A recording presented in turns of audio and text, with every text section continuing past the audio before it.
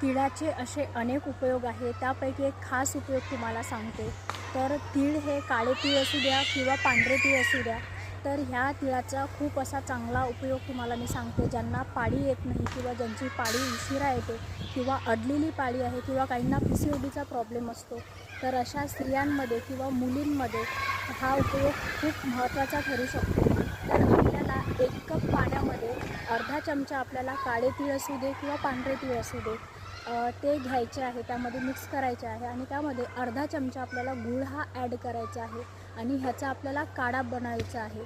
आणि हा काढा आपल्याला दिवसातून 2 वेळा घ्यायचा आहे, सकाळी आणि संध्याकाळी.